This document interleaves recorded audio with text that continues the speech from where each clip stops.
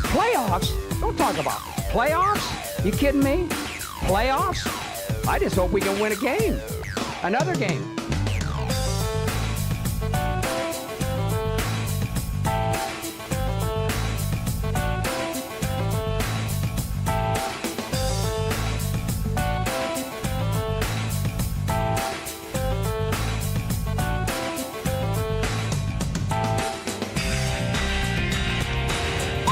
Playoffs? Don't talk about playoffs. You kidding me? Playoffs? I just hope we can win a game. Another game.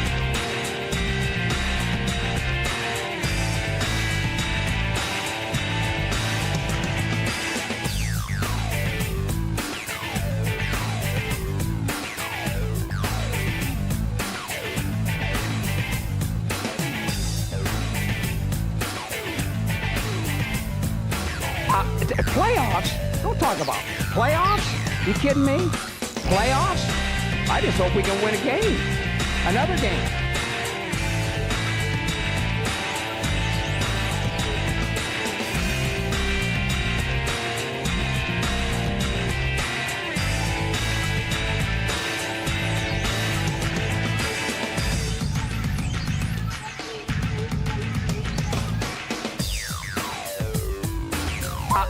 Playoffs? Don't talk about playoffs. You kidding me? Playoffs? I just hope we can win a game. Another game.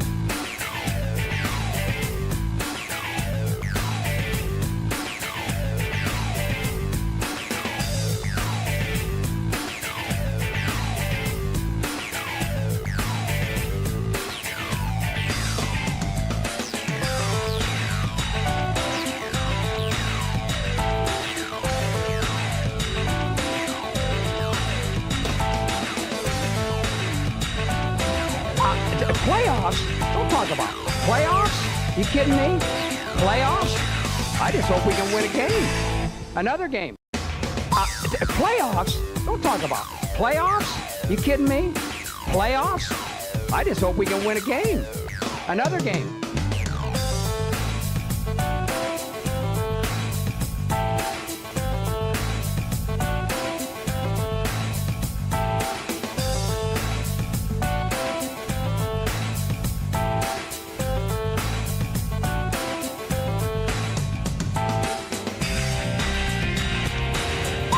Playoffs?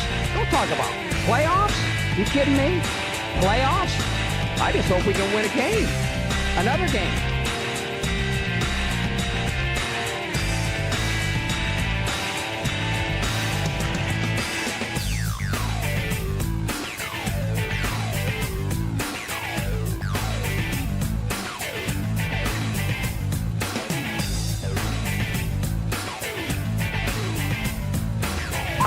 Playoffs? Don't talk about playoffs. You kidding me? Playoffs? I just hope we can win a game. Another game.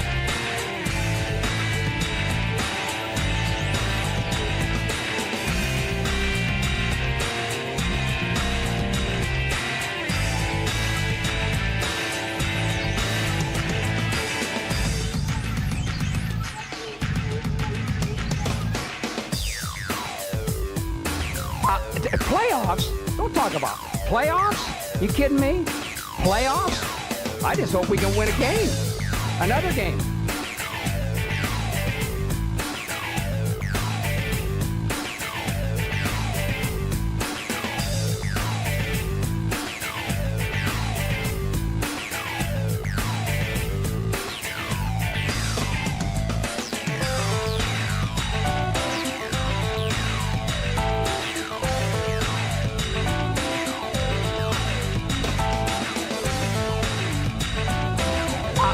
Playoffs? Don't talk about playoffs. You kidding me? Playoffs? I just hope we can win a game. Another game. Playoffs? Don't talk about playoffs. You kidding me? Playoffs? I just hope we can win a game. Another game.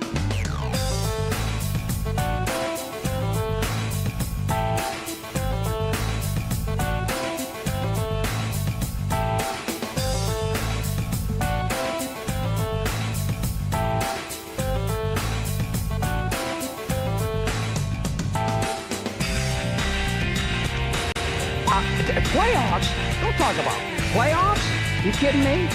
Playoffs? I just hope we can win a game. Another game.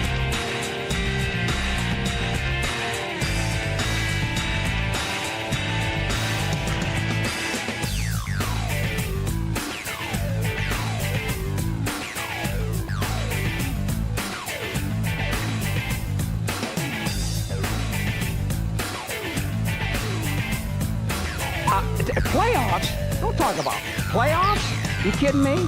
Playoffs? I just hope we can win a game. Another game.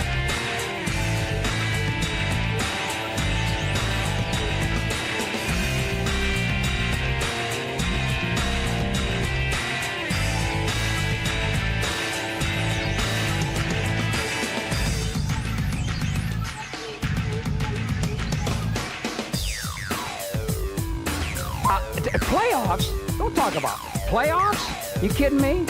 Playoffs? I just hope we can win a game. Another game.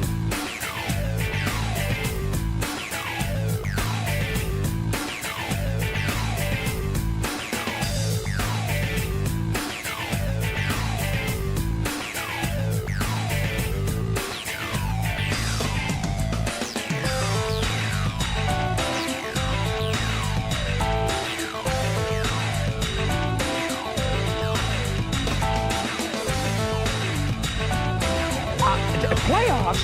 Don't talk about playoffs. You kidding me? Playoffs? I just hope we can win a game. Another game.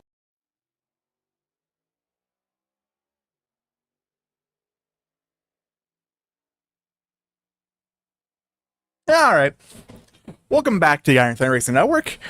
Well, we are live for the Iron Thunder Racing League, race number 11 here from OMR Speedway. And we're not calling it the other name. I don't care how much they paid to get the naming rights to this track. I am not calling it that. So, yeah, we're in race number 1 of the playoffs.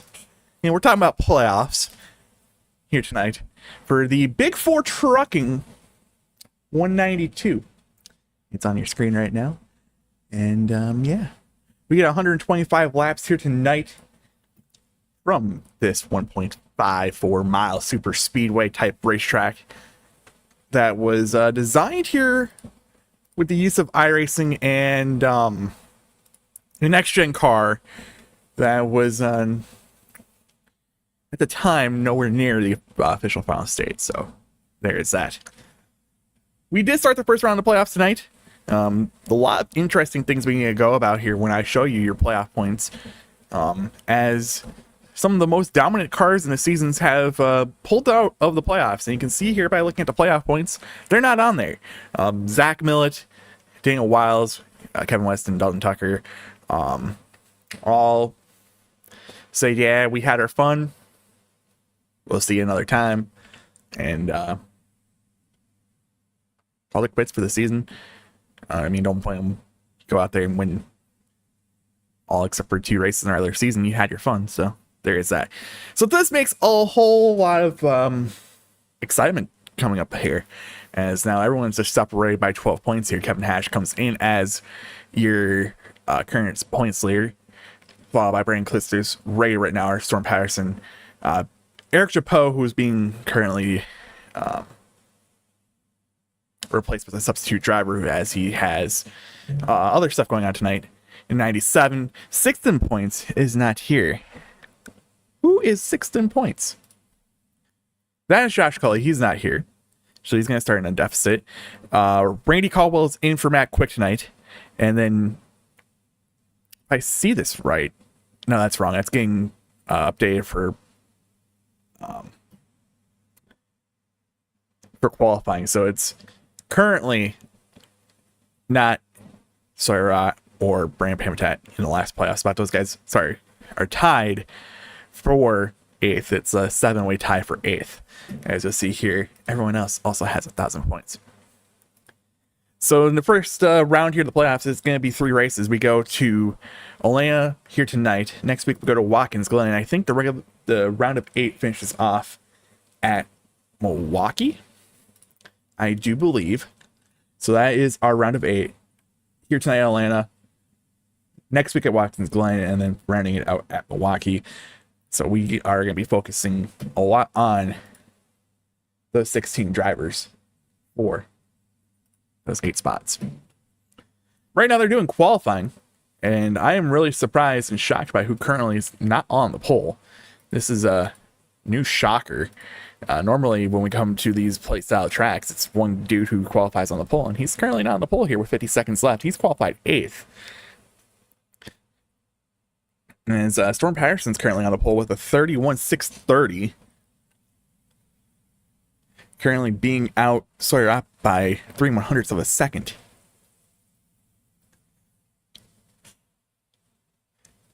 Well, it's good to be back in the booth. Last week we had Dylan Hale and company in the booth, and just want to thank them. Was not allowed to broadcast in the state of South Carolina. They did not give me the broadcasting rights there, so had to take the week off. But those guys did a good job filling in for us last week at Darlington. It was an amazing race, won by Zach Millett. They did a pretty good job, so shout out to those guys. Qualifying should be finishing up here in the matter of seconds.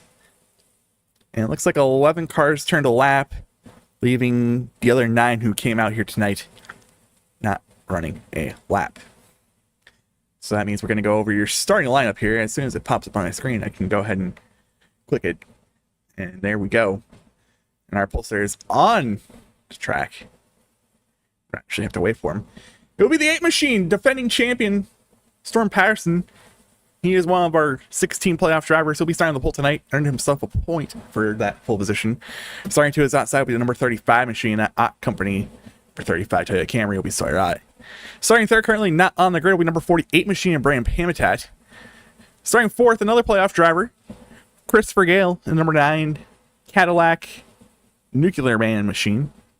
Starting fifth in that Toyota Gazoo Racing number 45 machine, playoff driver Matt Cherry. Sixth will also be another playoff driver. Will be the number 81 machine. He's in a Coca-Cola Target scheme tonight. Number 81 Ryan Muniz. Starting seventh will be the 03 machine of Kevin Hash. He's currently not on the grid. He's in a new paint scheme, so it kind of be cool to see him on the grid, but he's not on the grid right now. Starting 8th will be number 15 machine, the Smitty Supplies Inc. Toyota Camry of Treston. Starting 9th is normal Lucky Dog machine, will be number 87 of Ray Rittenauer. And rounding your top 10, in number 67, Oklahoma City Thunder Champion 2025 machine, Toyota Camry number 67 of Caleb Reese. He is also a playoff driver. Like I mentioned earlier, Randy Caldwell will be in the 89 machine tonight for Matt Quick. He will be starting 11th. 12th. All right, I might have to reload this. Hang on.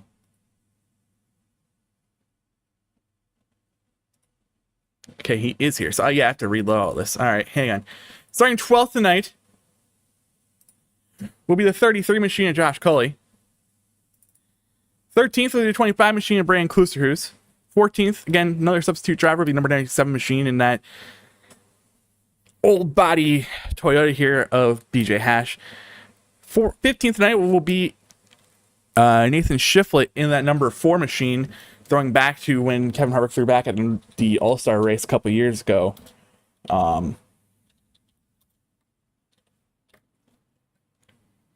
Nathan Shiflett. 16th tonight will be the 50 machine Liberty Paintball Chevrolet of Brian Rusi. 17th tonight will be the number 92 of Luke Carbonneau. Starting 18th will be the 12 Ryan Blaney machine here of Zach Kreiser. 19th tonight will be Matthew Carabina in the number 19 Chevrolet. And rounding out your field tonight in 20th will be Brian Werman, a playoff driver in the number 74 machine. All right, just gotta get everything finished, typed back in here.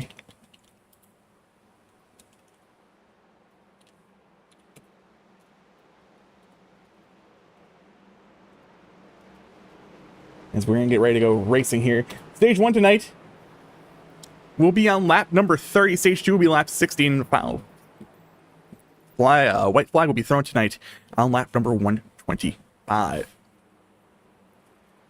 Should be hopefully able to run both stages on fuel, but it'll be the last stage where you might see a green flag pit stop tonight.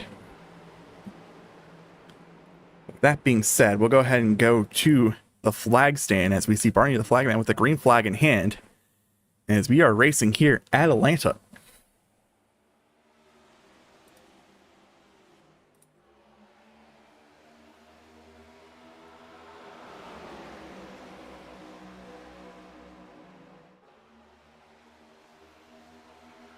As they come off of turn number 2, still side by side. We'll get everything here on your screen. The drivers' names are in yellow, are in the playoffs, and you can see in your far right-hand corner of the screen, the battle for 8th will be shown, as that'll be important here as we get through Milwaukee. And then when we get past there, we will show the battle for 4th. But Storm Patterson's going to go ahead and earn himself another point here by leading the first lap of the race. Got himself 2 locked up just by qualifying on the pole and leading the first lap of the race. Single followed out the first 4 cars here as Muniz now drops back side by side for 5th. He's actually going to be side by side here with Cherry. I thought it was going to be a little bit further back here, but he'll be side by side for 5th here with Cherry. And things are going to start to single file out a little bit further back here. So this racing is going to be a little bit tougher than we've seen at Super Speedways past. With the Season 3 update a couple of weeks ago here, they made a lot of changes to this car. We've seen the arrow, and I saw a lot tonight in the practice coming up to this. These cars can be a handful on corner exit, corner A entrance here, with just the arrow being pushed onto these cars. We might see it here a couple times tonight. That could be the cause of caution. Someone just gets really up close to the rear end of the car in front of them. That might upset the car in front of them and send them around. Another thing is the side draft is not as it's actually not there from what I'm being told. I have not raced the Super Speedway in this car since the update, but it just happens to not be there. They toned it down. They might have toned it down a little bit too much, and that might essentially eliminate any chance of an outside lane here. As you can see, we single filed out throughout majority of the field here. First side-by-side battle. It's going to be all the way back here for 14th, 15th place here between Shiflett, Trestonat, Josh Cully, and Luke Caberneau. Yeah, most of what you're going to see tonight is just going to be probably single file racing, as the outside lane is just not going to be a thing. You can see Cherry's looking up a little bit here, seeing if he can potentially get a run around Gale, but it's not going to work. As the first 3 cars have drove away from 4th place a tiny bit here, but so they're not trying to see if we can get the outside lane to work, but doesn't. We'll have to fall back here to the front bumper of Chris Gale. And a lot of these guys might be giving space, again, due to that aero aspect of these cars. We thought we potentially might have seen it here on Gale. They're going into 3, but we didn't. But you can see there's just so much of a gap between most of these cars. They're not really getting up there and pushing. Because of the potential effect of them getting loose from the car behind them. But I think we have single filed out, except for back here in 13th place, as Shifley and Caberneau are going to try to see if they can get around the 33 machine of Josh Cully. Shifley is for sure clear. He has an opportunity to get to the bottom lane here. And I think when we get off to turn number 4, he might take that opportunity. Does not. He'll go ahead and still keep a nose on the outside lane there. Matt Cherry was trying to make an attempt here to get around the 9 machine of Chris Gale, but it does not work here. Sawyer Ross running a little bit higher up on the racetrack, seeing if he can do something there. Cherry was on the back bumper of Gale there going into turn number 3, but not enough of a run to do anything to get to the back bumper of the 35 machine. Did see the 89 machine, that is Randy Caldwell out there getting help from the 92 on the outside lane, see if they can get something going here as they're looking to get around the 15 machine. Both those cars are able to do that. Now the 4 car is going to jump back out in front of that group here to see if they can continue to work as the 92 Caberneau gets back to the inside lane here, noticing that nothing much is coming from it.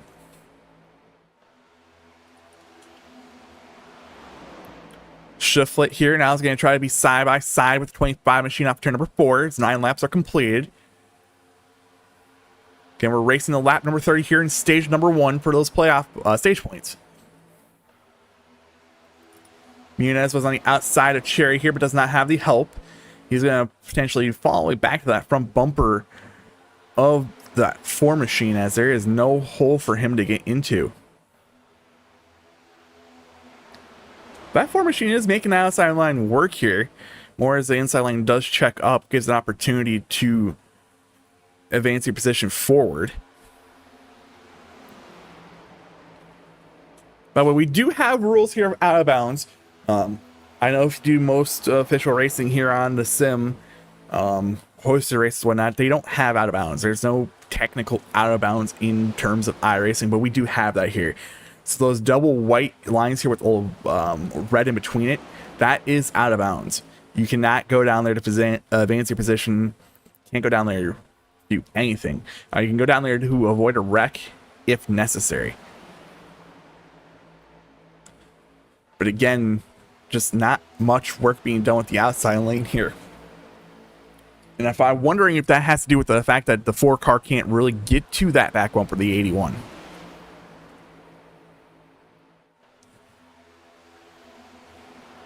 Or if that is playing into factor here. Still out front, it's the 8 machine of Storm Patterson, leading his teammate in Brandon Pamitat.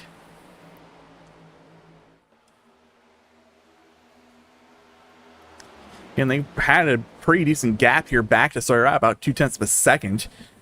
Closes it in every once in a while here. As that 4 machine is going to have an opportunity to be side by side with Ray Rittenauer, but loses his help from the 81 Muniz as he's able to get into line. Shifley is actually making a lot of progress here. Was side by side there for a brief second with the 03. He's going to be side by side through turn 2 here. 03 drifts up a tiny bit. No harm, no foul. As here comes the 45 and company to potentially stop that momentum. It goes right back down to the bottom lane. Oh, around goes the 4 in front of the 81, 25, and 92. And that is our first caution of the race. And I wonder if that had to do because of that arrow being dumped onto the rear end of that 4 machine. Let's see. Actually, there's not much there. Another factor is this track does require a little bit of tire conservation. You have to save a little bit of tire. You don't want to go too hard, too fast. So I wonder if that right rear tire on that 4 machine just got too hot and it was just enough for him to finally lose it. It's going to be 81's out all over the back bumper of him. So I'm wondering if the right rear just got enough heat into it to send him around. But we completed 14 with no problem. We're going to be halfway through the stage. As the 15 machine at Trestonot was doing a little bit of landscaping there. We'll go back and see why he was doing a little bit of landscaping.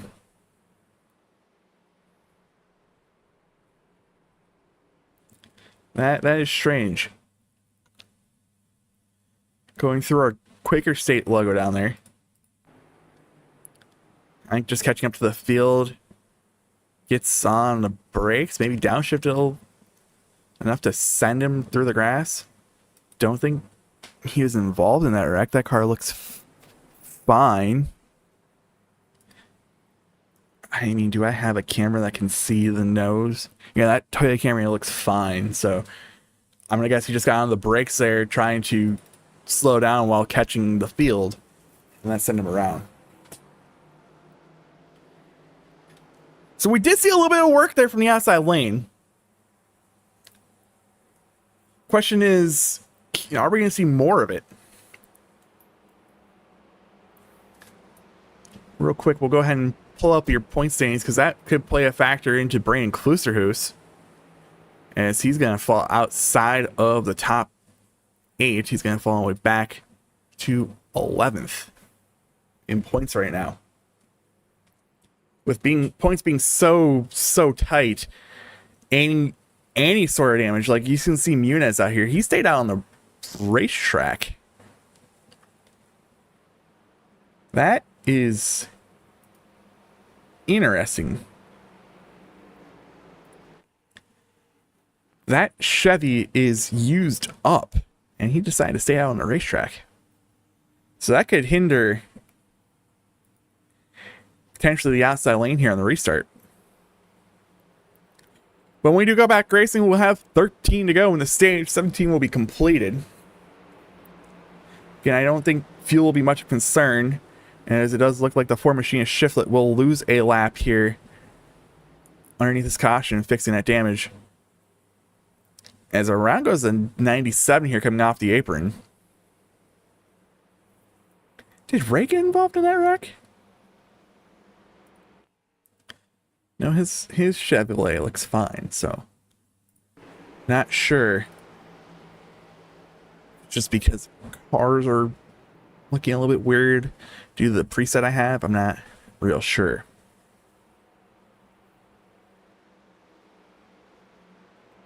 You see the Rain Closer who's right now tied on the cut line here back in 8th.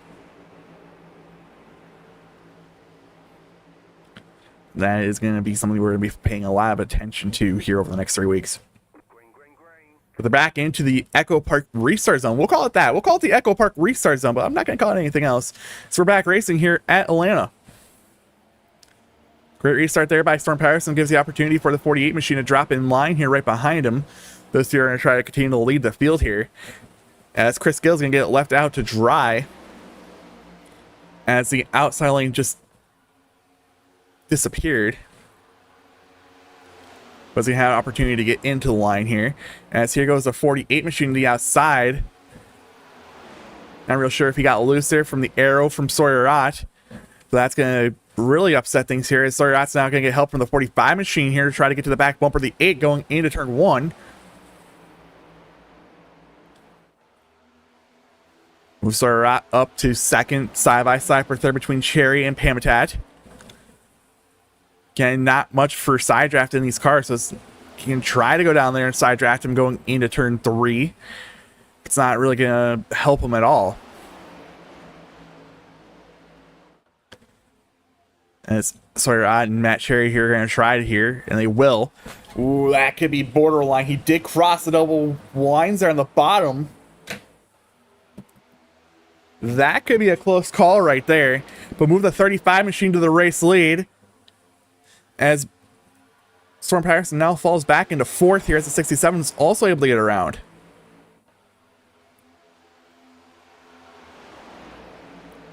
Single file for the first 4 cars.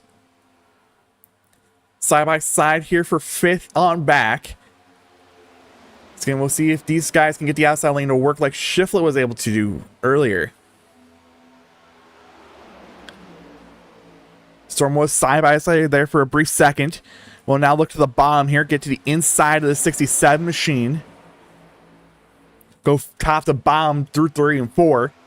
Actually disappears for a brief second here. As around goes the 67. We'll collect the 50. 25 will get through it. A lot of cars will go ahead and continue to destroy. Our Quaker State will go down there. As we'll go back and watch the replay, and I think it was just a push gone wrong here from the 48 to the 67. Actually, I don't think it was much of a push. I think it might have happened well before that. It might have been that arrow aspect I was talking about here. We'll see here again. Yeah, the arrow gets put onto the car. No push coming from the 48. And around he goes. 25 gets through. 74 goes through the grass. 97 goes through the grass. 12 almost makes contact with the 67 there. Gets that car stopped without going through the grass. And we are underneath our second caution of the race. As it looked like my graphics have frozen.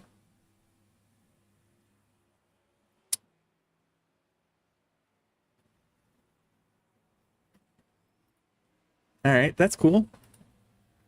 We'll close the program. Hang on. We'll get back live here in a second.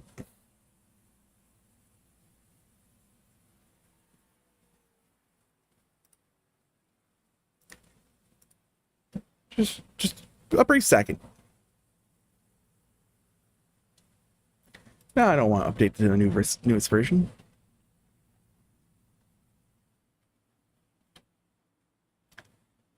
There we go. Don't have me sign it because I don't know the password to this.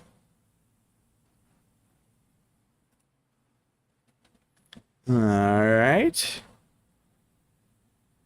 Boom. Live.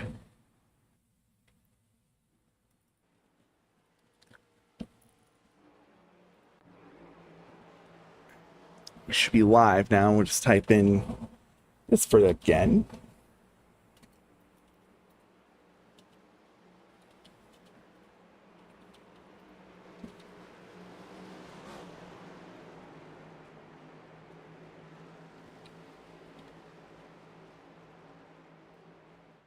Like we didn't miss a thing here.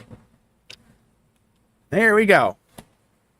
When we go back racing here, we're going to have 6 to go in the stage. Again, so is your race leader. Followed by Matt Cherry, Chris Gale.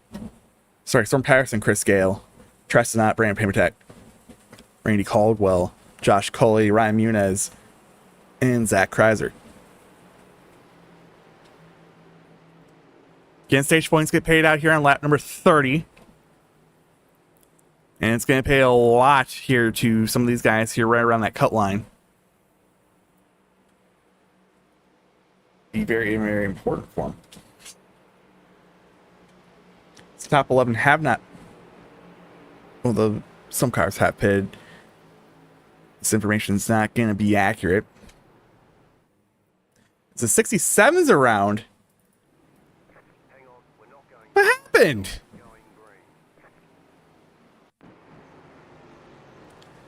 What? So the 19 was in the wall. Is this another situation where they're slowing up, catching the field? I think so. Slowing down, gets on the brakes. 67 does avoid it. The 50. This just looks like another situation where they're just trying to catch the field, coming a little bit too hot. Slam on the brakes, and around they go. So that might be something we need to keep an eye on tonight when some of these cars try to attempt to miss a wreck. I mean, we might have saw underneath that last caution with the 74 and the 12 and the 97 all spinning in there trying to avoid the wreck. So that might be something we need to keep an eye on. Some of these guys trying to hit those brakes might be ultra sensitive. For some of them, is I do remember they did change something with the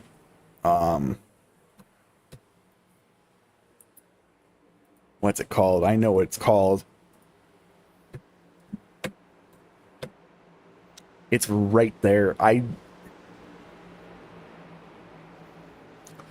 Oh, this is gonna bother me. It's not the rack and pinion. It's the other thing where you can change. All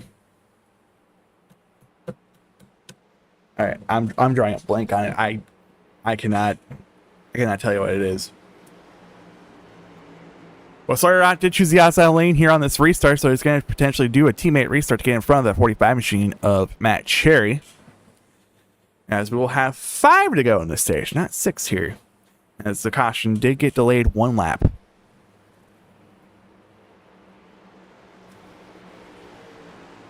The master cylinders, that's the word I was thinking of. As we get ready to enter the Echo Park restart zone here. And we're back racing from Atlanta.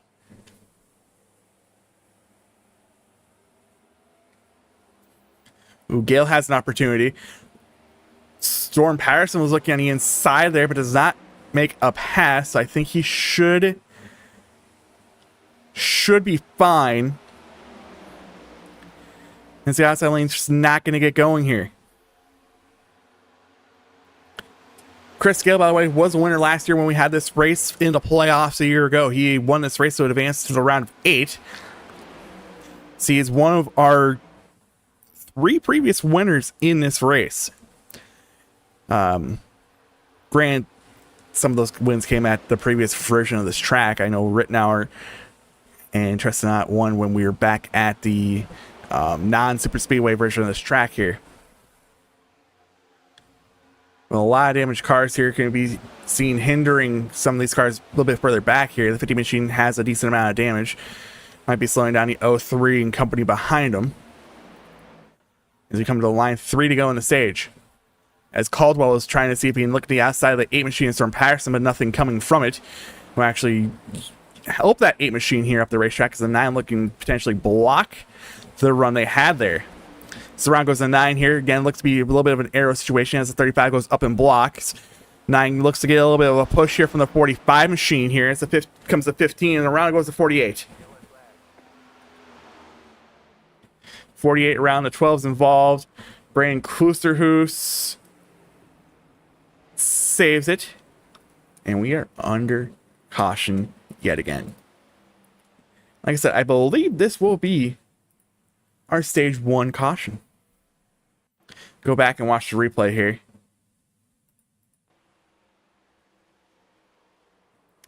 That's interesting.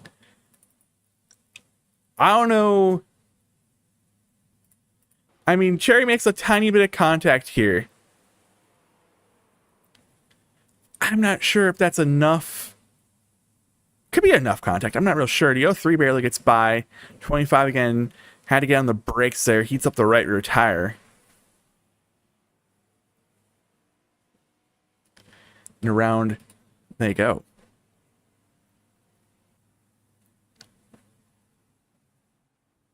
We are under caution here. They're coming down pit road.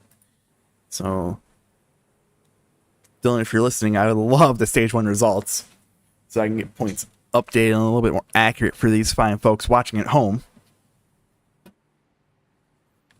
Well, our guys are going to come down pit road for the... No, it's not bias. No.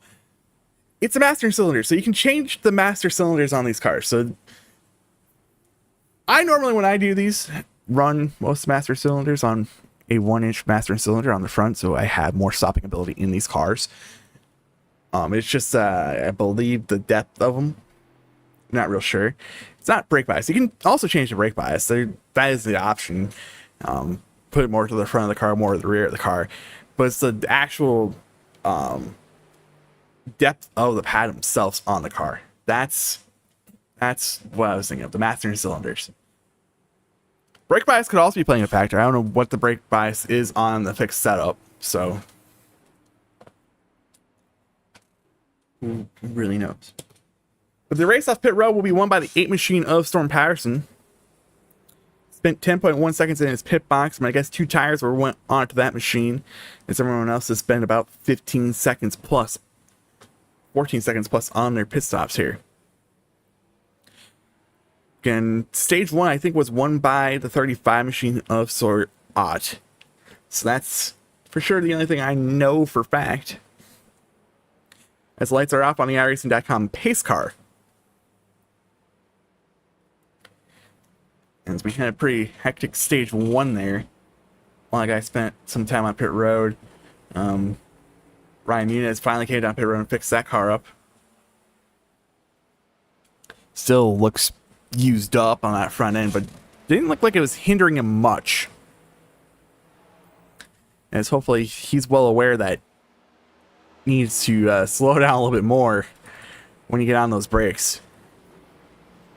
Then we've seen it numerous times already. Cars just catching up and hitting those brakes, and whoop, around they go. Keep an eye back here as these guys catch, so we can catch it live. Muniz gets on the brakes just fine, does not loop it. So does EO3. 87 does... We're not going green. Huh. No, look, that's an unsafe pin entrance. No.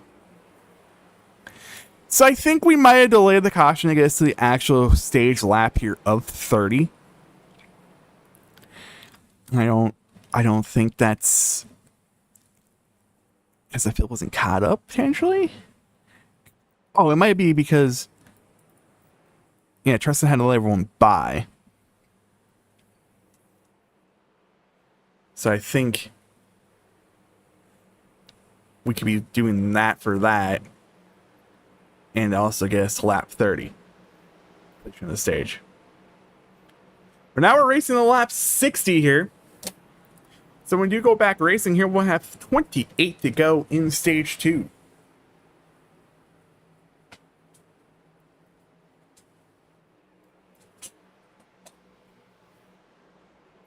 Storm Patterson, Sawyer Rat, Matt Cherry, Nathan Shiflett, Caleb Rees, BJ Hash, Brian Rusi, Kevin Hash, Zach Kreiser, and Ryan Muniz will be your top 10. Pamatat, Rittenauer, Klusterhoos, Gale, Caldwell, Tresnott, Josh Coley, Brian Warman, and Luke Carmino will round out the rest of the field on this restart. 19 machine Matthew Carabina suffered enough damage to call it a race tonight.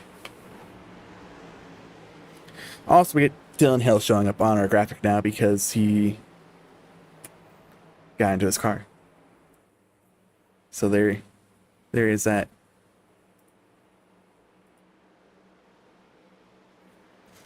Again, 28 to go in the stage. See how well this restart works here.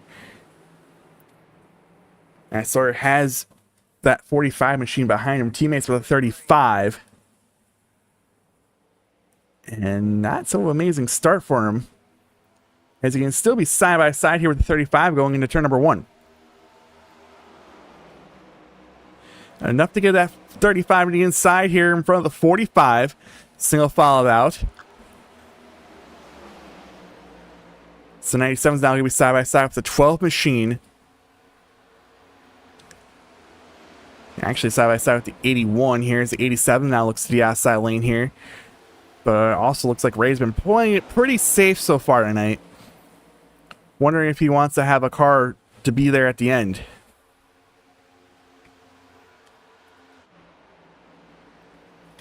So we saw these two, the 45 and 35, work together earlier to get around the 8 and the 48. Do they do that again here? Thought about it for a brief second there down the back straightaway, but Storm was able to block that run from him. And I've tried to set it up again here as I get off turn number 4 here. Complete lap number 34.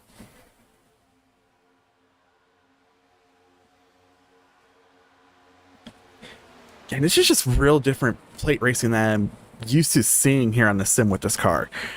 This car used to be the best car for plate racing on the server. And yet, now we're forced potentially watching these guys run single file until tire wear comes into a factor and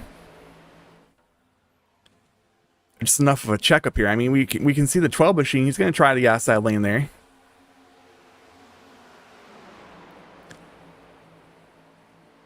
But nothing really going to come from it here, as he does still have a lot of front end damage on that car, so he might just be getting to the outside lane there to just drop to the back of the pack.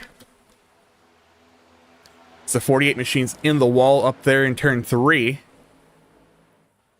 I think it was just a tiny little bit of a kiss there, not much caused from it here, but he will lose a couple spots there. Another questionable pass there by the 89 machine, as the 81 gets a little bit loose there from the arrow. It's actually gonna save it, but that's gonna lose him a lot of spots here. Falls back to 14th place. He's gonna have to unfortunately fall back to that second pack back there. But I think the 35 and 45 are trying to set up a run to get around this 8 machine.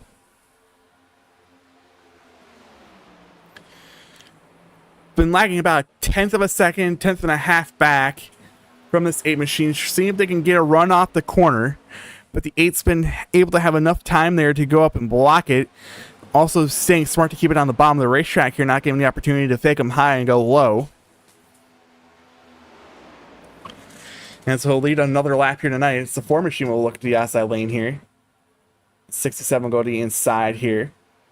And now be the battle for 4th position here as Caleb Reese is able to get around here. And I think the 4 is going to lose a couple spots here as the next car that's side by B now outside lane is going to be the 89 machine, Randy Caldwell, back here in 9th. As here goes Chris Gill, trying to make a task there on the inside, but doesn't get it done. Door was shut right on him by the 67 machine. As we're going to come to 39 complete, 21 to go on the stage here. As here's the outside lane run here by the 35 machine. No help from the inside for Storm Patterson. So an opportunity for at least Sawyer not to get clear. As here comes Chris Gill here potentially to give some help to Storm. But he will stay in line with the 45 and 35 and try to complete his pass, but it does not look like it's going to work here. As those two were able to get clear, as Storm Patterson actually is able to get back to the inside of Matt Cherry. Has the help from Chris Gill behind him. Side by side for second here. Cherry is going to be able to clear down for third, but how long does he want to sit back there? They're going to approach lap car of Luke Carbonneau. As Cherry was looking there for a brief second to go with the 8 machine. Upsets at 35 a tiny bit here, getting close to that rear bumper. As Storm's able to clear 35, throws a block on him. Almost gets wrecked there on corner exit. Gives an opportunity for Chris Gill to take a look on the inside there. Was going to have to stay side by side with the 45 machine and Matt Cherry. 35 looks upstairs. The 45 tries to come down in side drafts, but nothing coming from it. As Chris Gale goes up and blocks the 45, that's going to upset things here. As this Caleb Reese getting an opportunity to get 2 spots in 1. Same thing with Brandon Kluser, who's he's going to move up into the top 4. As that's going to really hinder that 9 machine of Chris Gale. Actually puts the 8 and 35 in a terrible spot here, as they've been able to get out to about 0.4 of a second lead in front of this pack. 67 goes low, 45 stays in the outside lane here. We'll lose a spot. Back into 4th side by side, one up at the 89 with the 67 for 4th. Brandon trying to push that 67 here into turn number 1. As they fall in about a 10th off. Actually, a little bit more than that. They fall in about 7/10 of a second off the front 3 as these guys continue to race. Now, Sora has his drafting partner back here in the 45 machine here, trying to see if they can set up another pass on the race leader, Storm Patterson here. And as we approach 16 to go on the stage. We'll look high. We'll defend it enough here to cancel out that run as they go into turn number 3. And this gives an opportunity for 67 and company to catch back up to them as they're trying to get around that 8 machine. As we have 15 to go, stage number 2. 67 gets left out to dry here in the outside lane here. Has help from the 15, so not really going to hinder too many spots here. Maybe 3 or 4. As Chris Gill jumps to the outside lane there down the back straightaway. Now, Storm's in a very, very not good position here, as he now has 3 JCOM teammates behind him. Yes, there is a bit of a gap between Cherry and Kluser, who's here about 0.4 of a second. But once, they get caught up, it's going to be 35, 45, 25 right behind him, getting an opportunity to potentially set up a run to get around him.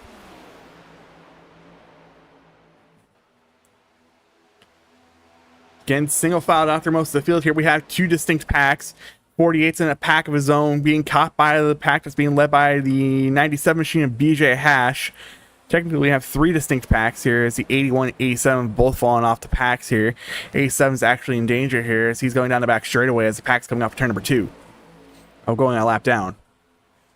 But now those 3 JCOM teammates have caught up. They're now nose to tail here, seeing what they can do here. Storm is again in a terrible position here with those three behind him. But does the 89 make things interesting? Does Randy Caldwell potentially stir the pot up a little bit here, trying to separate him up?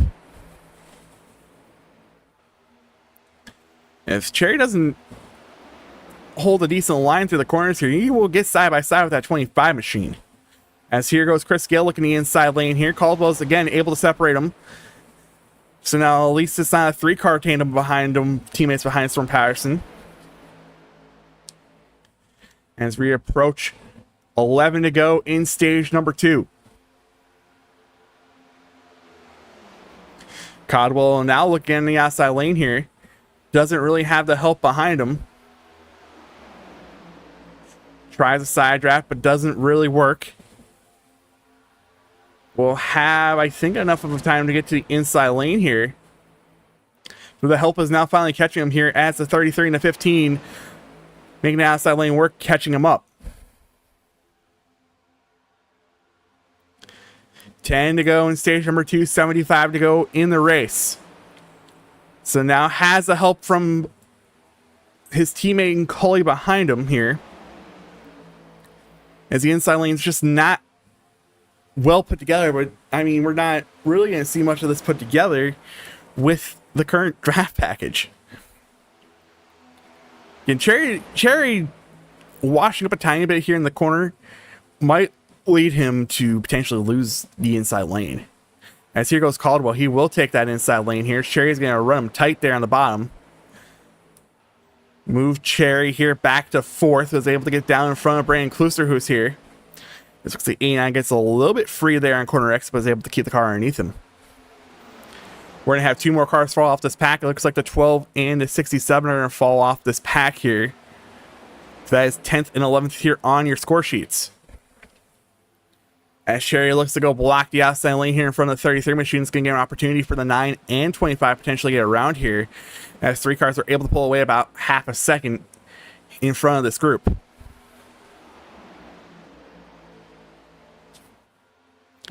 Cherry is now all by himself here in the outside lane.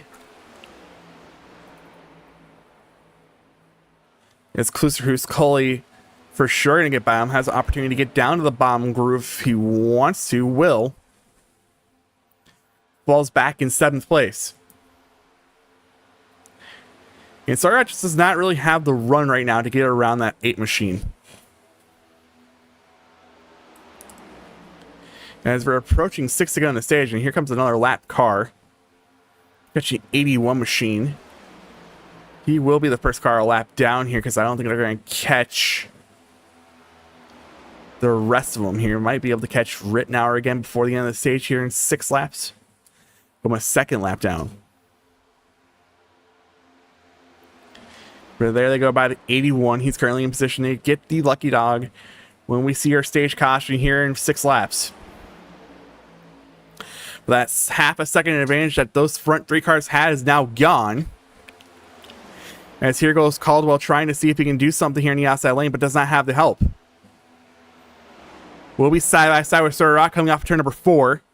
Storm Patterson did think about that for a brief second, going to block that, but probably realized he does not have the help 5 to go in stage 2.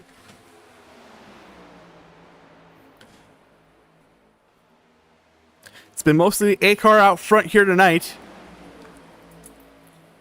Kind of throwing it back to when Dale Jr. was doing his thing here in the early 2000s in that Generation 4 stock car. That's something we did see get added here into the sim 2 weeks ago. But Caldwell is going to drop like a rock here unless someone goes to the outside lane here. Maybe that 4 car jumps up. I mean, those 2 kind of work together to make forward progress until that right rear tire kind of got overheated here on that 4 machine.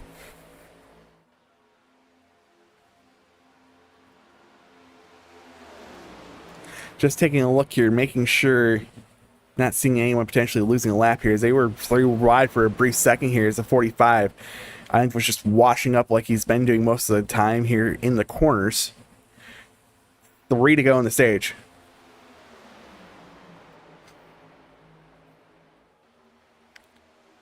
Yeah, if Cherry's not careful, he's going to wash up in the corner. Someone's going to take full advantage of that.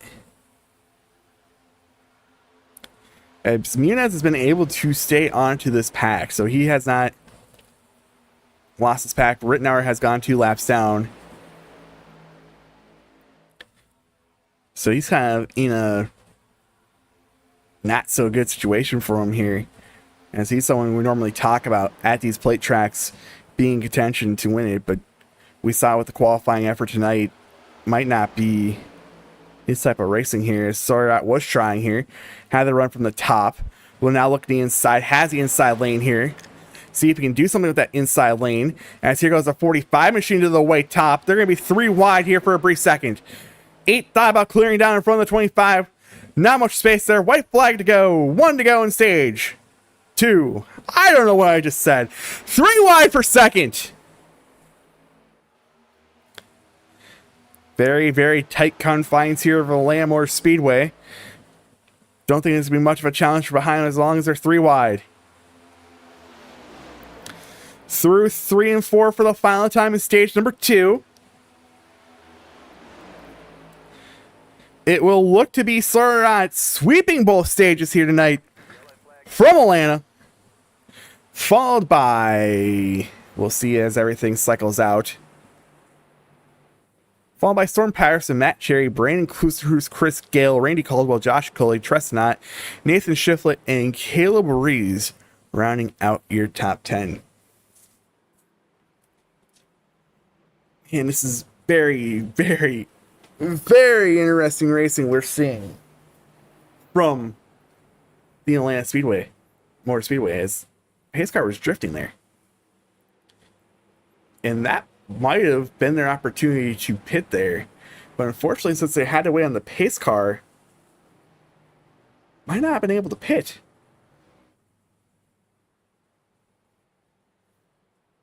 So the top 4 for sure got screwed on pitting there. Gale, Caldwell, Coley, Shiflett, Rees, Reiser, Hash. They're all able to not pass the pace car there. So your top 5 on the racetrack did not pit, and they might not be in a position to pit here, as we're probably on 2 to green right now.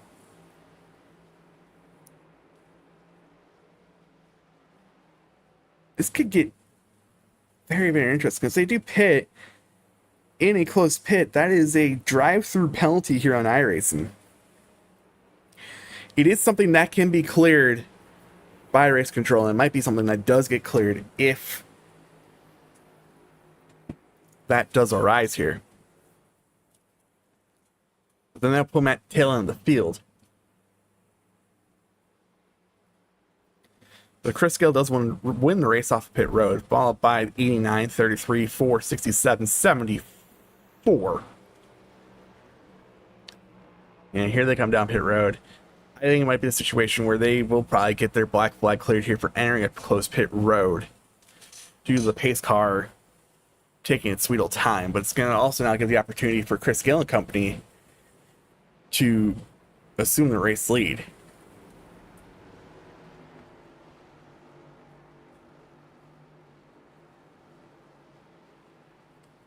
So are they doing pace car speed on the... I don't think there's a...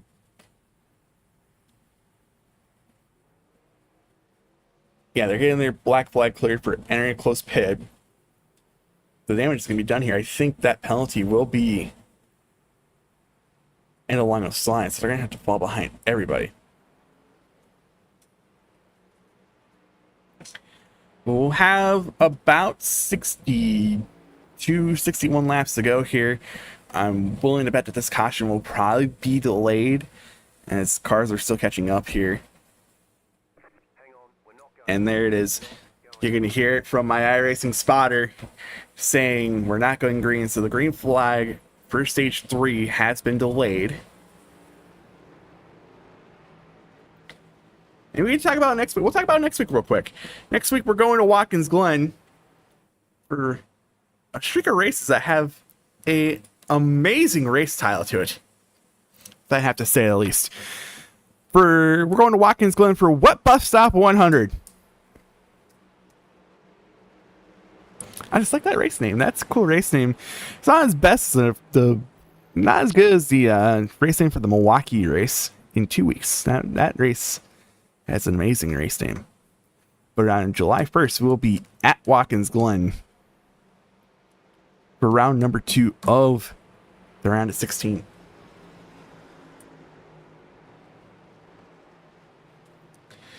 So now things get interesting here. Fuel will be a concern. Will we see an opportunity for green flag pit stops here in stage 3? I want to say yes, but part of me wants to say no after what we saw in stage 1. Now Selling's going to be in a major disadvantage here. I think it's going to be 3 cars in the outside lane. Caldwell, Rusi, and BJ Hash.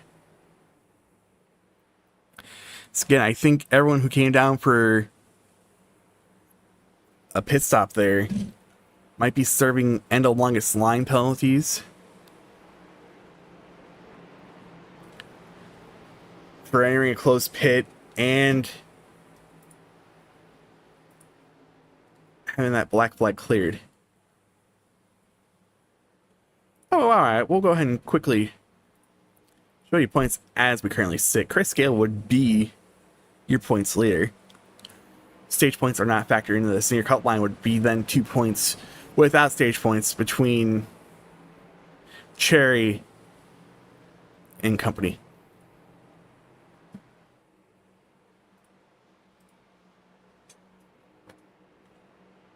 We will have 62 to go here. 61 to go once we come back to the line here. And again, I don't think these guys are going to be able to make it on fuel. I've also been proved wrong. So we shall see here. Into the Echo Park restart zone. We're back racing here from Atlanta.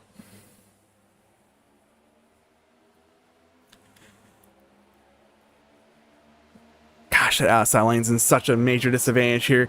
But we did see Cherry and Carbonneau jump the outside lane there. Carbonneau is a lap down. Cherry thought better of it, went back to the inside here. And it's BJ Hash, again, no help with the outside lane, just going to drop back. Caldwell's really not going to have much help here, as that 50 machine does have an extensive amount of front-end damage. Same thing with that 12 machine. When does he get cycled out of this pack here? But it's 2 burnt bacon racing machines behind race leader Chris Gale.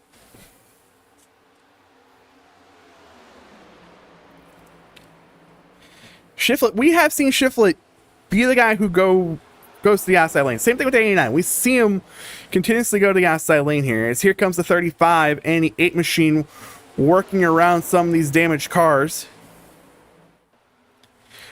Back up into the top 3 position here, right behind race leader Chris Gale.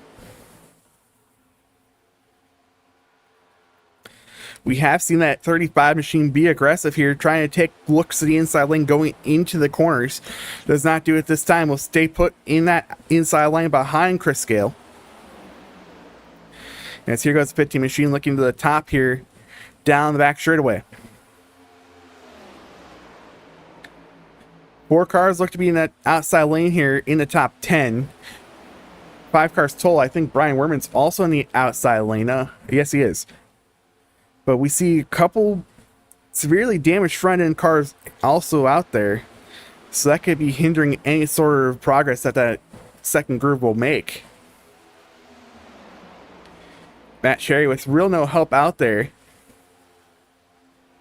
As I say that, here comes the 15 machine. He's catching up to that 45. Got the draft from him, closing in.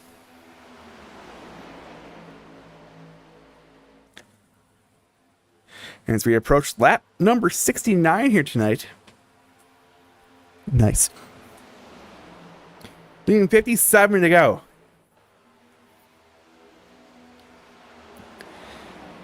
As they're side by side, 5th on back here. We saw it earlier. The longer these guys race side by side, and more of an opportunity for 3-4 cars to pull away.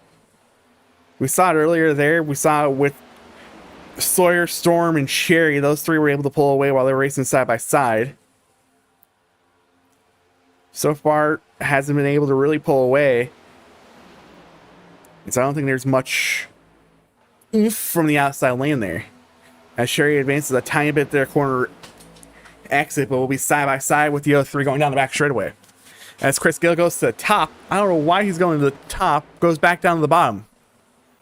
As they're approaching 87 machinery right now. That car just must be off tonight. I'm not, like, I don't see any sort of damage on it. I'm not real sure. Don't know if he might be dealing with the heat. I know he lives I think he lives over in that area of the country where it's extremely effing hot. So I don't know, it could be a heat related issue too. In person, where it could be hindering him.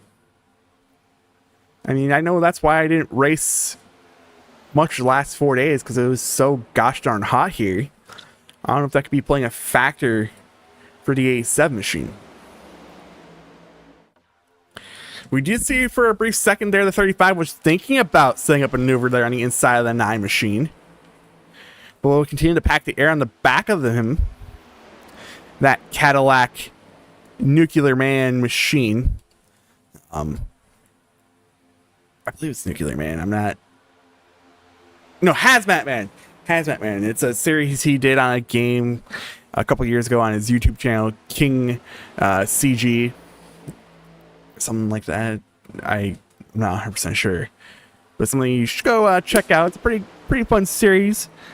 Him and a couple buddies played this. I don't know what game they're playing, but they played this game. He created Hazmat Man that game. Did a bunch of stupid stuff in it. Was an entertaining 7-minute video. Go check it out. Because the 8 machine was sitting there in the outside lane there for a brief second to try to get around the 35 machine. As 35 is expecting a decent push here from the 8 machine down the back straightaway to try to get the back bumper to the 9. As we're approaching 51 laps to go this time by.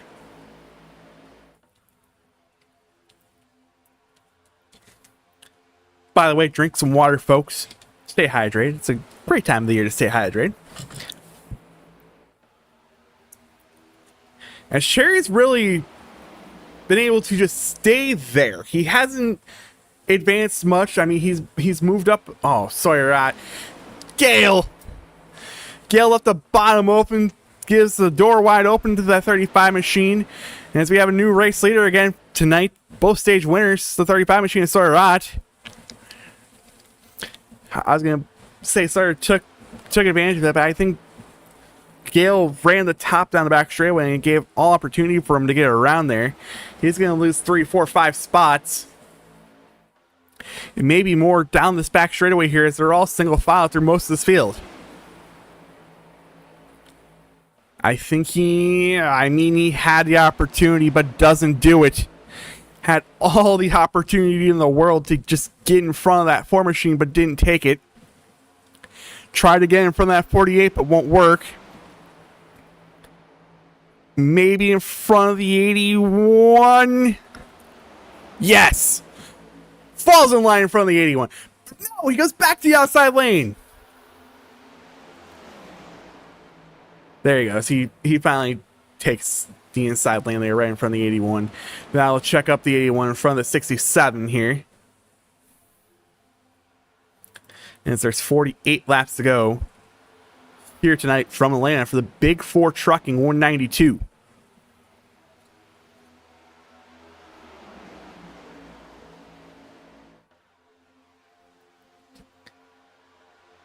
Yeah, it's a lot of single file action there. I thought I saw maybe the 33 was going to attempt to make a pass there, but doesn't. I mean, we've seen Tresnant in the outside lane a lot tonight. I'm really surprised he hasn't lost a lot of spots. So there goes the 33 by the 4 machine. He'll move himself up into 7th. But like, a lot of these passes we're seeing tonight aren't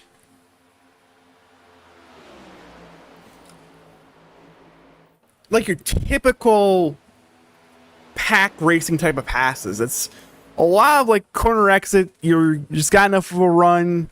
You dive the nose on the inside. Like we're not seeing enough, or not seeing a lot of where one car just gets a lot of a run, takes 3 or 4 with them to the outside lane, and just freight trains right by them. And you see Cherry there, thought maybe that's what's going to be the case there, but it has 3 sip and shine teammates behind him. We'll see what will happen from this. This is the one guy we've seen there for the early part of the stage, able to maintain that outside lane for a while. Just doesn't really look like it's not much advancement from it. It's usually a stagnant spot. You have a brief second going into the corner, but off the corner, just not much from it. But oh, he gets loose there off of 4. Touches the wall a tiny bit, but is able to still, again, not lose much time there. Loses about a car length. Will now be side by side with the other 3 machines. The 9 will jump in line right behind him. Separate those 3 sip and shine teammates.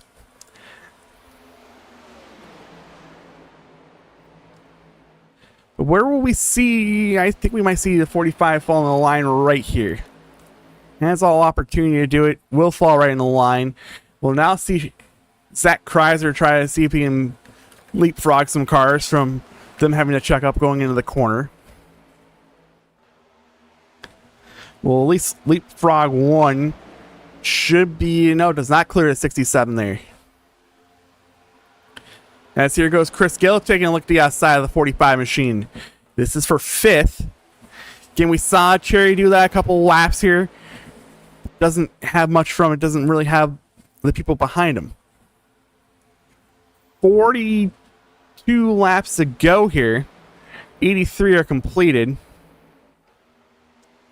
The question of the day here is, when is that final pit stop? When do we see people peel off the back straightaway here going into turn number 3 to come down for that final pit stop? He's really up there by the wall. And he's... oh, he almost cleared himself there. Almost cleared himself. But he's going to lose at least 3 spots. Has an opportunity to get down in front of the 67 for sure. He tried, but nothing came from it. 48 gets in front of the 50 machine there. Now, I'm really surprised on how well guys like Rusi and Kreiser have been able to, and even Muniz have been able to stay into these packs with the amount of damage they have on the front end.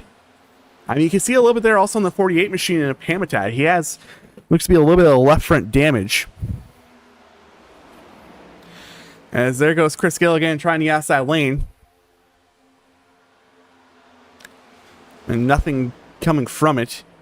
We'll potentially lose another spot here to the 67, who has that draft from the inside lane. Just watching this does not make me want to run NIS tomorrow. They ruined the most fun thing with this car.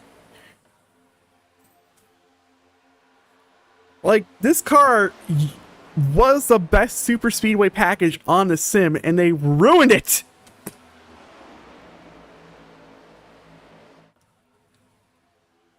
Come on, iRacing.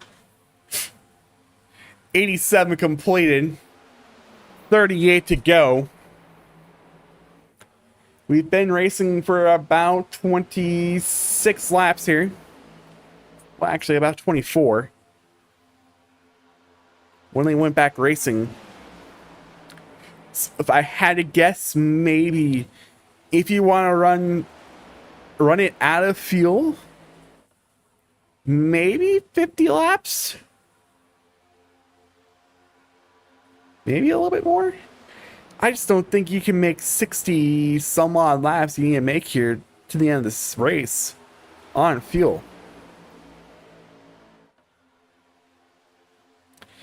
So by the way, the Sippy and Shine guys are still separated here by one of the JCOM drivers, Matt Cherry. But I think they're just content running single file here for now. 36 laps to go.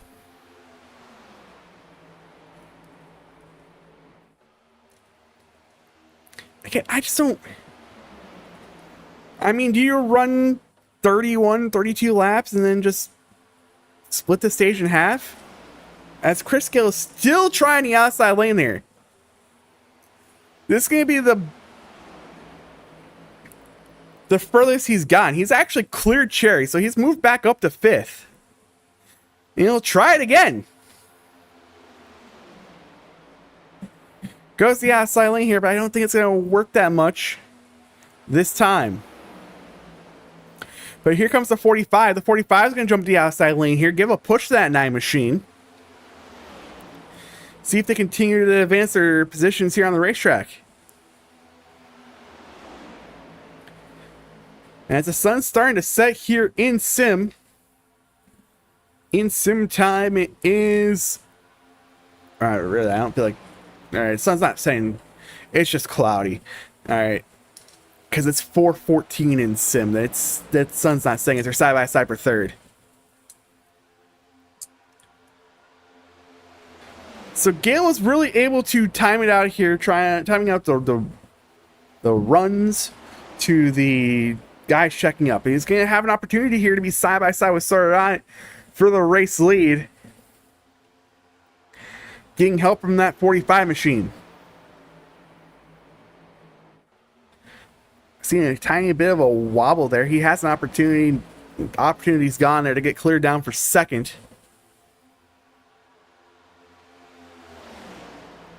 As the pack starting to split up into 2 here.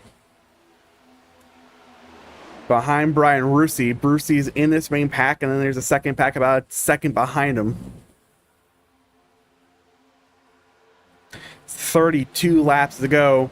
Again, we're approaching about halfway in this stage. First real point I could see these guys coming down to pit if needed. I'm really surprised no one else has decided to join these two in the outside lane here. I mean, they were side by side for a brief second with Sarat down the front straightaway.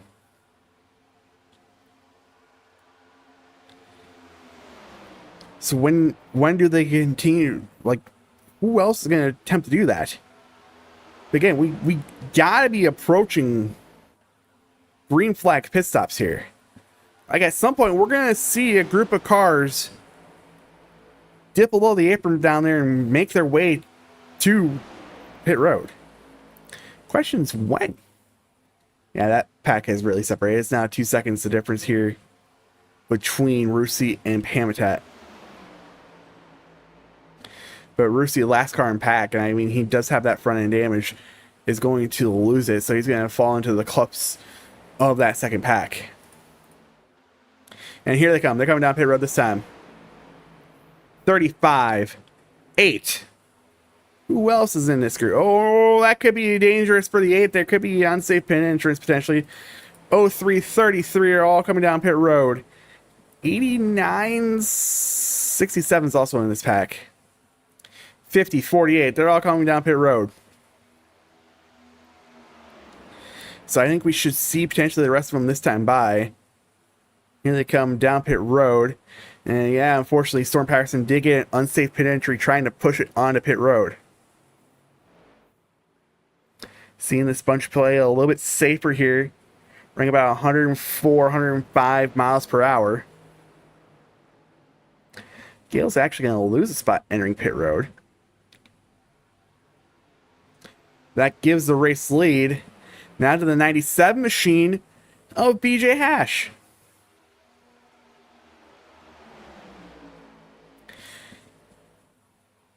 So now this is where it gets interesting, right?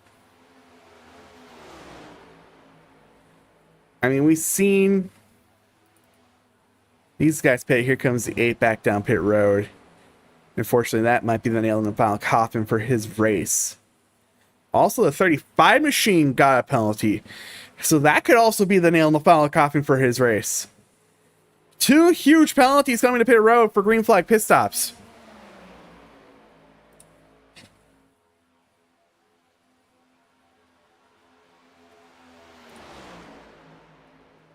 Race leader is still BJ Hash. Question is, how much longer can they run? Carbonneau, he's currently second car in line, but he is a lap down. Brandon Kluser, who leads the guys who have pitted already, he's going to get passed by Kevin Hash and Josh Culley. Fall back into third place. As Storm Patterson's still serving a penalty. Huh. Yeah, his race is for sure done.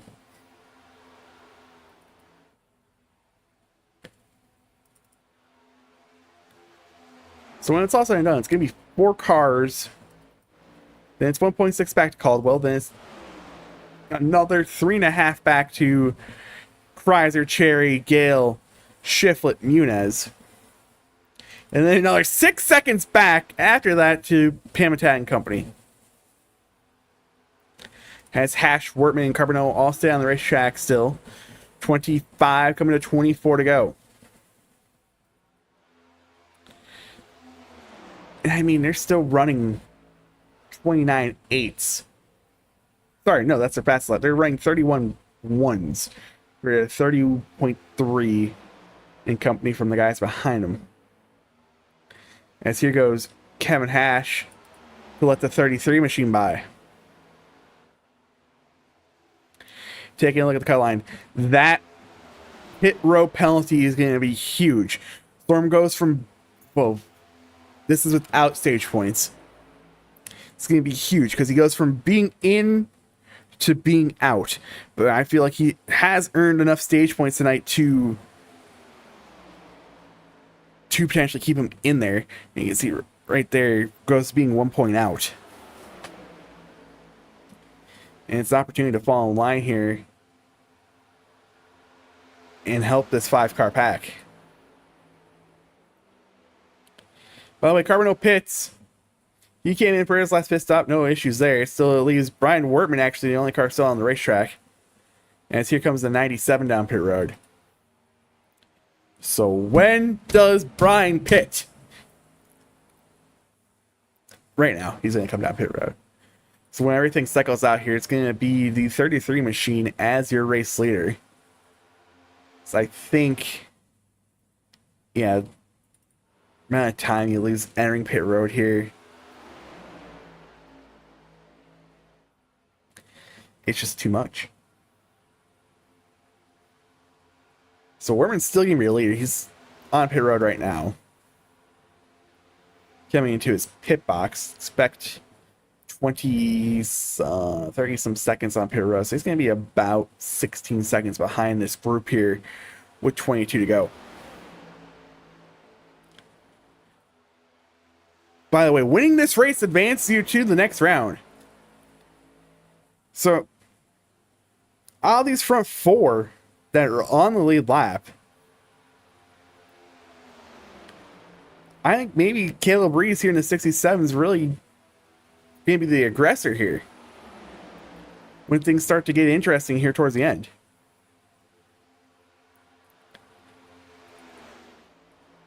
I mean, Caldwell and the guys are making moves here. Does have the lap car of Sawyer in there. Carbonneau has a black flag. I'm going to guess potentially speeding or something on pit road.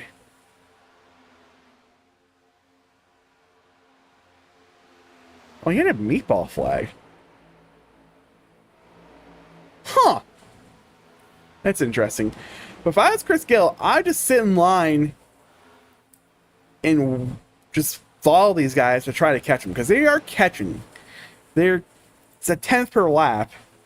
So I think they're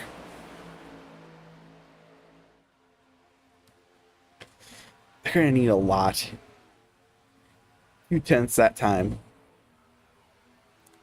And we also have the 8 machine and Storm Patterson mixing things up here. Trying to see what he can do.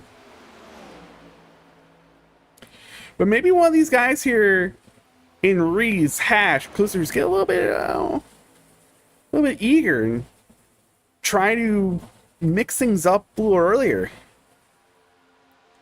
Maybe one of them jumps out of line, gets in front of that A machine who's trying to see if he can get one of his laps back the old-fashioned way.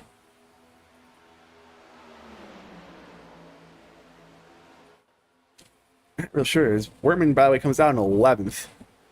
So that's great strategy for him. He was able to gain a decent amount of spots. Yeah, this group of 6 cars is really catching. Sorry, 7. Chrysler's also in this. This group of 7 cars is really starting to eat in. They ran a 30.1 to a 30.6. So, I mean, making up a half a second a lap.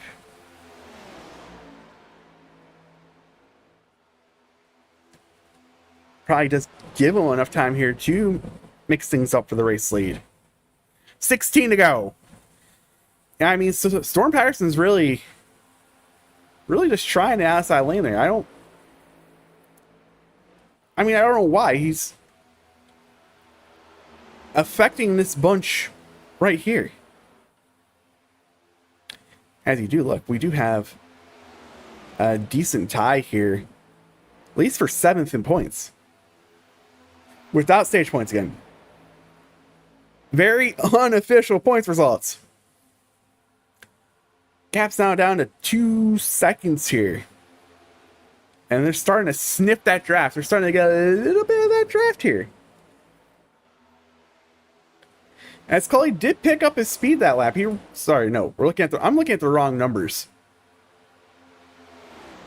He did not pick up that speed that lap. Ran a 30.65 to a 30.34. So these guys are going to have something to say about this when it's all said and done. Again, another 0.3 made up that lap.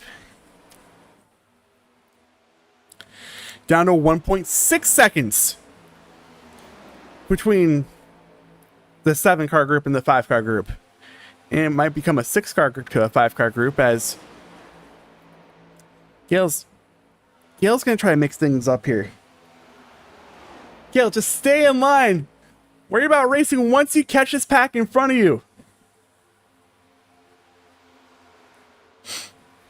Because you're catching them. It's a 1.3 second difference.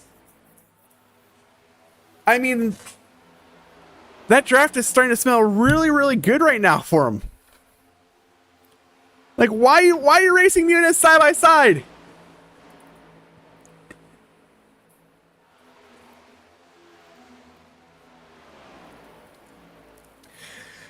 It's now 4 cars v5. And I mean, they are there. They are there. 12 to go.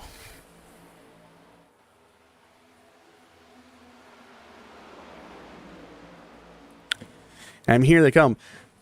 81 gets loose, smacks the inside wall. And here goes Caldwell to the outside lane here.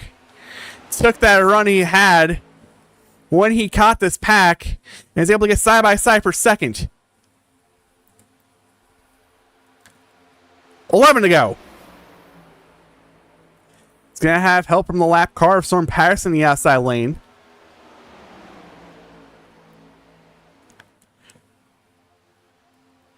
Cherry moves up here, so does Sawyerot. 4-car pack versus 4-car pack. Shiflett's going to take a look to the inside here, seeing if he can potentially... Oh, 89 got really, really loose and got lucky that there was a hole there in front of the 67. 10 to go. If I'm Brandon, when do I jump to the outside lane? Like, Cully goes up and defends there. Like, you had an opportunity to jump up to the outside lane here, get a massive run, and potentially get around that 33 machine.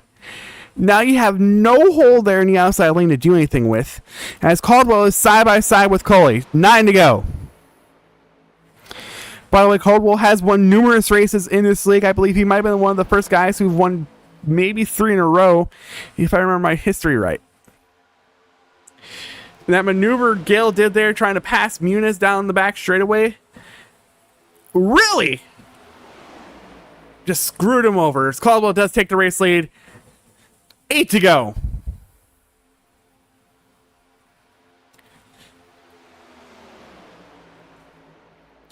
It's two teammates versus Storm for whatever reason wanted to mix things up here. Which two teammates come out on top here? We're approaching 7 to go this time.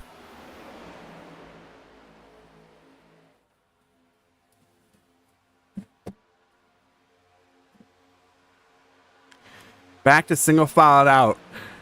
But I mean, we saw how long it took Caldwell to take the lead there. So you gotta think within the next 2-3 laps that whoever wants to win this race jumps that outside line and gets going now. As what was a sunny day to begin this race has turned into a very, very cloudy day right now. 6 to go.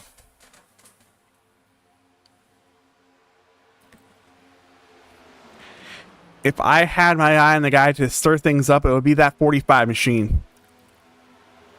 But when does he do it? And does anyone go with him? So far, no maneuver made. As Klister is going to get all over the back bumper of the 33 machine, pulling a decent amount of air onto him. 5 laps to go. So now, think about this in a situation.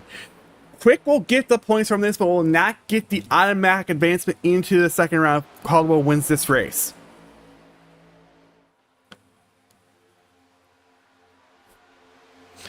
Cherry thought about it there for a brief second. Still thinking about it. Coming off of 4 laps to go. I mean, you're going to have help. I think Sawyer's going to try to go to the outside lane. I think Storm's going to also try to go to the outside lane. So when you do attempt to make this move, I think you will have help. Who does it going down the back straightaway? Does anyone this time?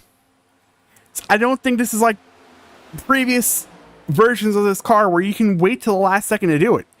I think you have to make this move now so you can be equal with them. 3 to go. And like I said, here comes Sawyer, Storm Patterson again. Those two are not really in conversation.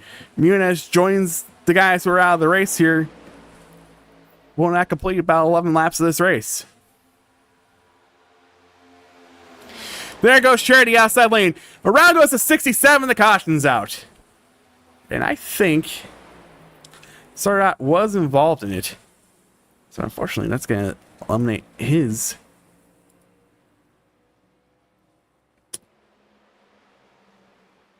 chance at a lucky dog. But we'll go back and we'll watch the replay. Oh, it's... Let's see here. Brandon's been running that line, going into the corner. I mean, they just met. Brand goes up a little bit. I mean, with these cars, such a tight turn radius. I mean, he could have potentially been trying to side draft.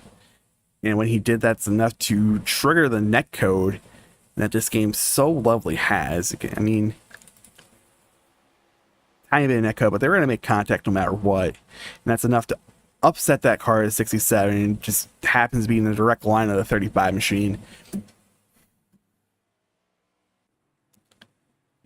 And his chances for winning this race might be over. But here comes the question of the day. Did they fill this thing full of fuel on their pit stop? I see 11 seconds, 10.4, 14.9, 11. I mean, Kevin Hash came down pit road. So you're going to see 6 line back all came down pit road. Might be in the conversation for also tires. So again, this track, so much speed and whatnot, does use tires. It's like tires come into play here in the end of this race?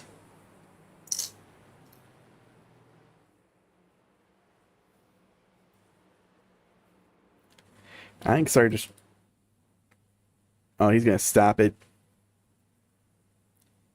Why is he stopped on the front straightaway?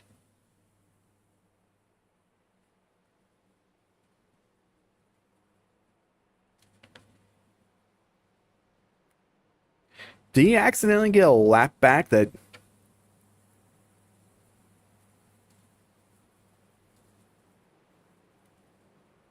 he was not supposed to get?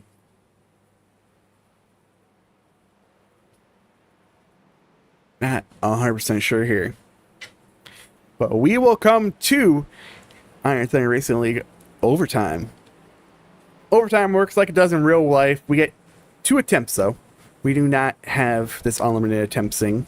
So we get 2 attempts. If we come back to the line here, we'll take the green flag. We'll race back around, take the white. The caution comes out before the white flag is displayed. So it needs to come out before, for some, just assuming here, maybe turn 3, maybe enter turn 4.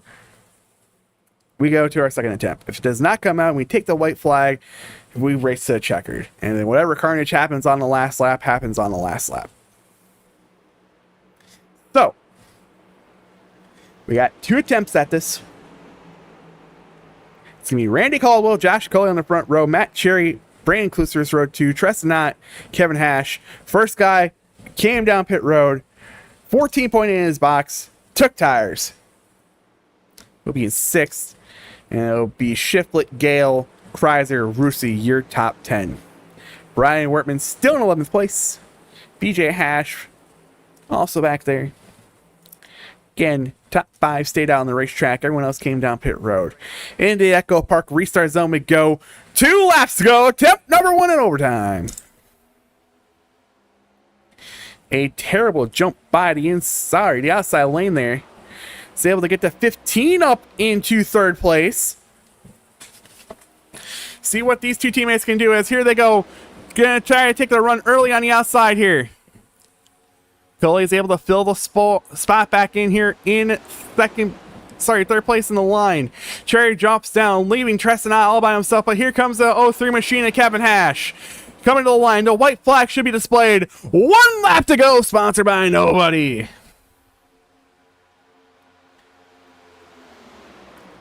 Cherry is going to need to make that car wide.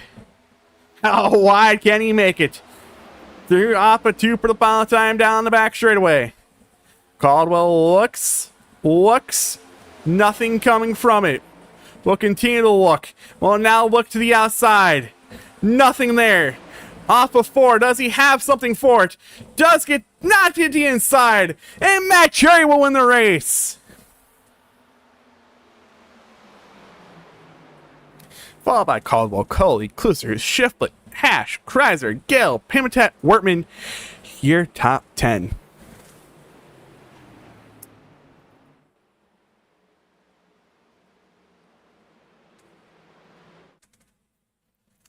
Matt Cherry won the race. For as terrible as this draft package is now, it's put on a decent race. I thought I could. No, I need a high track beam. And we will go watch him burn it down. Where is the rear chase camera?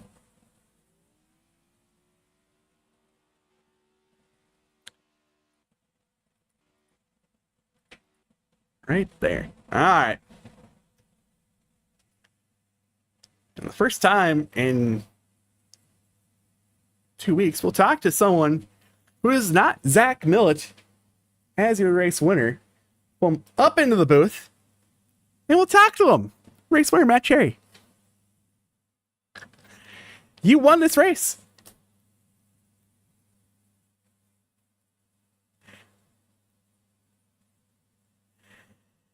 I mean, tell me how this car is on super speedways, because I haven't drove it since Talladega in season 2.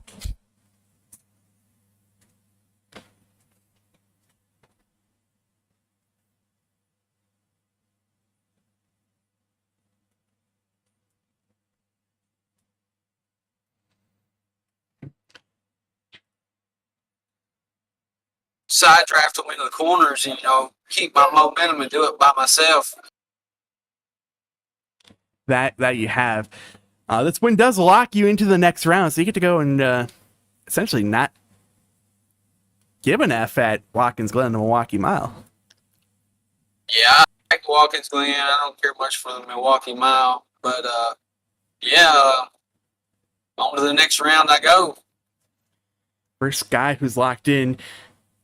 You're the only guy I've really seen tonight really use that outside lane. I mean, everyone else was just keeping it on the bottom.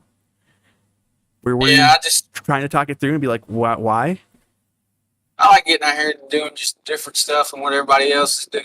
I always run into bad luck. When I just follow the pack. Almost, I don't know. I think it was a 12. He may have had damage. I almost run into the back of him, and I cut Matt Quick's car off. It was a complete accident. I had to do something where everybody was going to be wadded up there. But my apologies go out to him for that. I'm glad he lifted. I'm glad he lifted too. Before we go ahead and let you go, is there anyone like to give a shout out to, a quick thank you for? Yeah, big shout out to everybody on the team, everybody that helped me tonight. Sawyer for keeping this thing going. It's been going strong since 2000. I think it's 2018. I believe that's been right. Ever since. I think it's March win number 15 for me in the Premier Series. Not sure. I think that's something I had to take a look at. That's good information to know. Well, congratulations on winning tonight, and we'll see you out at Watkins Glen. Maybe we won't see you out there. I don't know. Maybe you'll just take next week off. I'll be here. All right. Well, congratulations on your win. We'll see you next week. Thanks. So that was race winner tonight, Matt Cherry. Second place is not in Discord. But you know who is? Third place finisher tonight. The 33 machine of Josh Cully. Hello?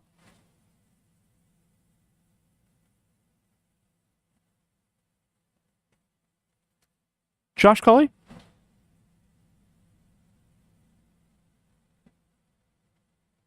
Yes, no, maybe. So, I don't know.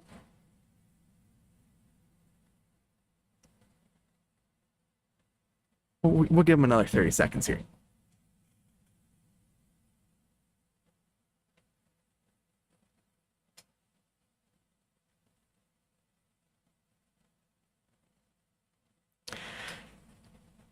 All right, I don't know if you can hear me, Josh, but congratulations on your third place finish tonight. I did pull you up in here, so congratulations. So we were unable to get a hold of him. Damn. All right, I think we can pull up the 25 machine. The 25 machine, I think, is still in Discord. He did finish fourth tonight. We'll pull him up in here. I enjoy talking to Brandon every once in a while. He's still in Discord, so we'll pull him up into the booth. We'll have a word with him. Brandon! Yeah. You finished fourth. Yeah, I'm not podium, so why am I up here? Because second place is not in Discord, and I pulled up Coley, and he wasn't there. Oh, okay, so just next man up. Yeah. Oh, okay. I was a little confused. I'm like, what the heck? But, how's it going?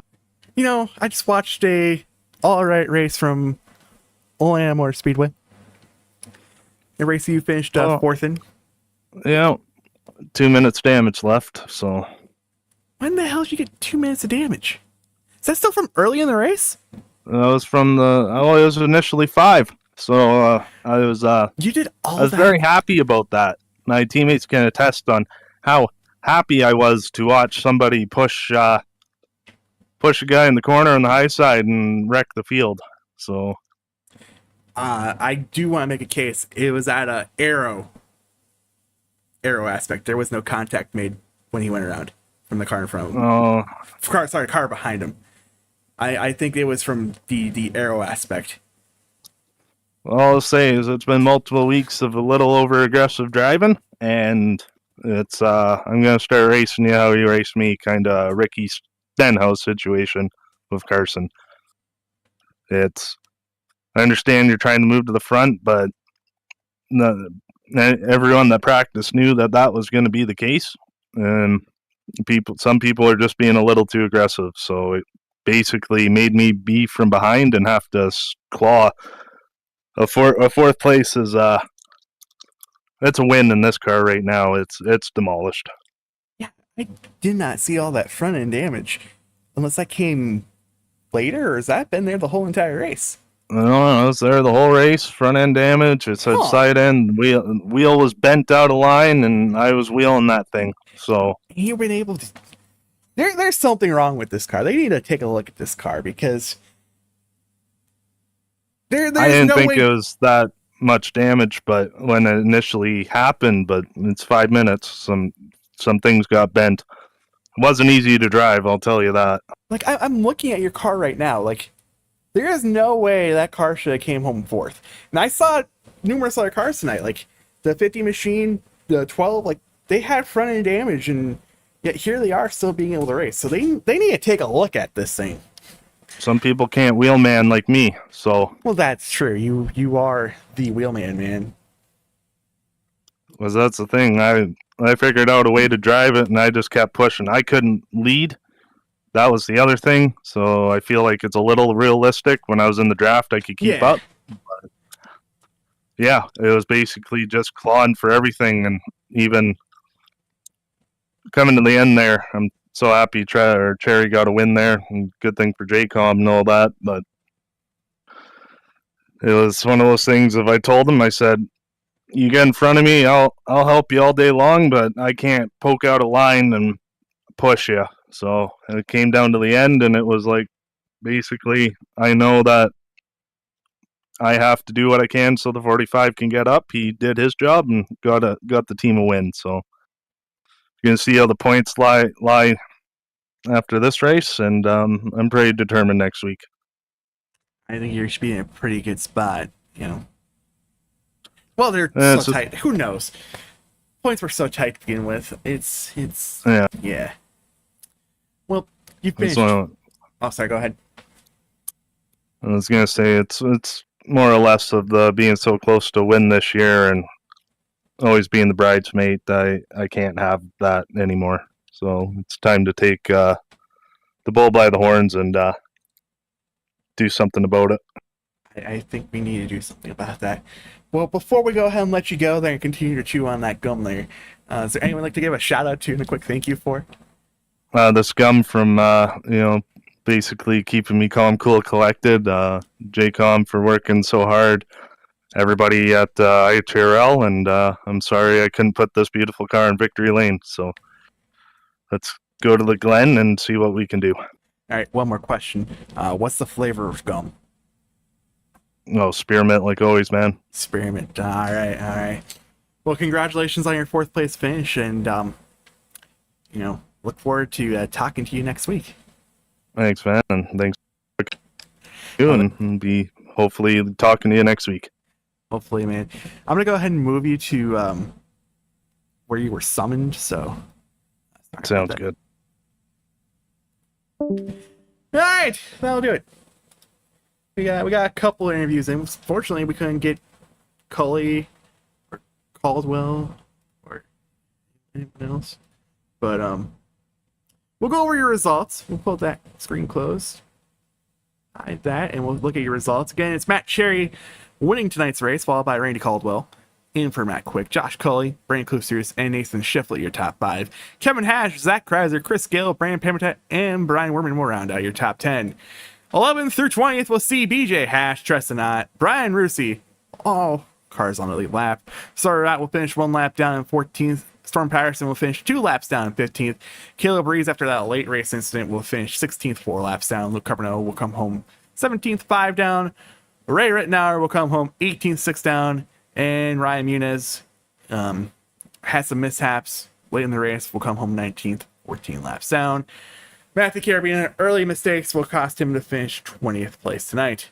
And then we'll see Dylan Hill get credited with a 21st place without even finishing or starting the race.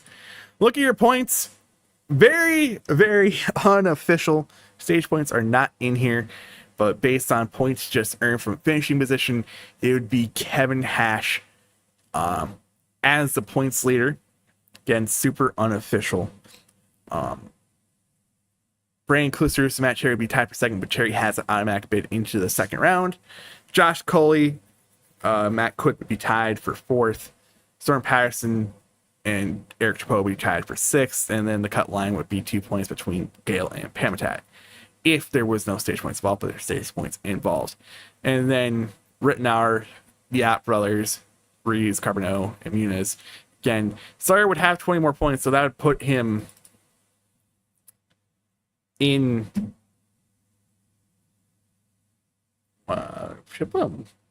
first. We'll get this all figured out for you next week, because again, without getting stage points entered for you, I don't really know what's crack-a-lacking. So, well, that'll do it for us.